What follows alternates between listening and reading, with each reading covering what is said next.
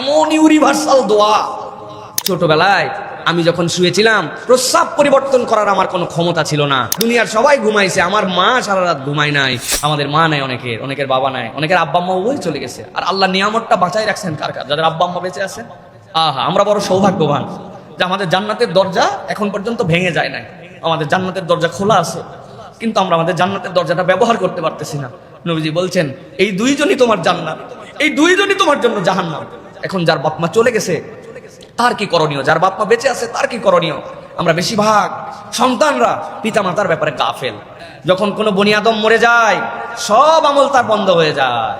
কেবল 3টা আমল তার আমল নামায় যেতে থাকে। এর মধ্যে একটা ওয়ালাদুন সালিহুন ইয়াদউ লাহু, তার নেক সন্তান যখন তার জন্য দোয়া করে, আল্লাহ কোনো বাধা বিপত্তি ছাড়া ডাইরেক্ট তার আমল নামায় সেটা পৌঁছায় দেয়।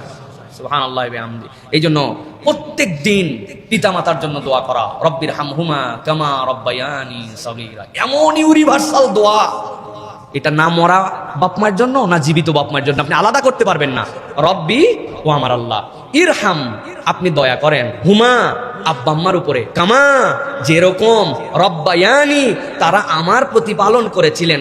ছোটবেলায় আমি যখন শুয়েছিলাম, প্রস্রাব পরিবর্তন করার আমার কোনো ক্ষমতা ছিল না। আমার আব্বা আম্মা প্রস্রাব পরিবর্তন করাইছেন, দাঁত দিয়ে কামড়াই খাওয়ার মতো শক্তি ছিল না, চুষে চুষে মায়ের দুধ খেয়েছিলাম। আল্লাহ কি ভালোবাসায় না, দুনিয়ার সবাই ঘুমাইছে, আমার মা সারা রাত ঘুমায় নাই। আল্লাহ এই যে আগলায় রাখছিল, এই যে দয়া করছিল, এই যে ভালোবাসা দিছিল, রব্বুল আলামিন তুমিও আমার পিতা মাতার জন্য ওরকম দয়া করো। ওটা আল্লাহ মৃতর জন্য বলেন নাই, জীবিতর জন্য বলেন নাই। এমন ভাষা দিছেন যে সন্তান দোয়া করলে মৃতরটা মৃতের ভাগে যাবে, জীবিতরটা জীবিতর ভাগে চলে যাবে। সুবহানাল্লাহ। কিন্তু আমরা দোয়া করি না।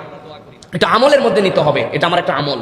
আর প্রত্যেক দিন তাদের জন্য কিছু সাদাকা করা, প্রত্যেক দিন। 8 আনা, 1 টাকা, 1 কাপ চা কাউকে খাওয়ানো, হ্যাঁ, কোনো একদিন কাউকে বাজার করে দেয়া, ফলের সিজনে একটা কাঁঠাল একজন মানুষকে একদিন কিনে পাঠাই দিছি। বাবা মার জন্য আমি সাদাকা করছি। আমার বাবা মা আমার কাছে থাকলে 1 চাকা ইলিশ মাছ খাইতেন, সবচেয়ে ভালো পিসটা আমি দেওয়ার চেষ্টা করতাম।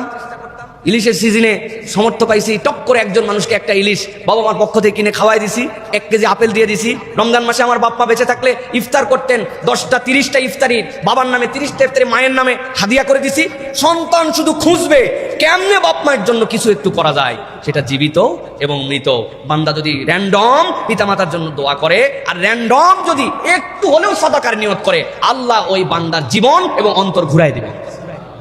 এটা আল্লাহ রাব্বুল আলামিন নিজে বান্দার জন্য অফার করেছেন। প্রিয় ভাইরা, অতএব আমরা অধিকাংশ বাপ মায়ের জন্য দোয়া করি না। কর্মসূচি হবে আজকের থেকে যে যেহেতু অনেক দিনের কাফারা বাকি আছে, স্পেশালি এই সপ্তাহে অথবা প্রত্যেক দিন শুধু আল্লাহর হামদ, রাসূল সাল্লাল্লাহু আলাইহি ওয়াসাল্লামের প্রতি দরুদ এবং সালাম পড়ার পরে 5 মিনিট শুধুই বাপ মার জন্য দোয়া করব। পারবো ইনশাআল্লাহ? 5 মিনিট পারবেন ইনশাআল্লাহ? 5 মিনিট আরবি জানা লাগবে না, আল্লাহ বাংলা বোঝে, ভাষার কোনো ধর্ম নাই, ধর্মীয় ভাষা আছে।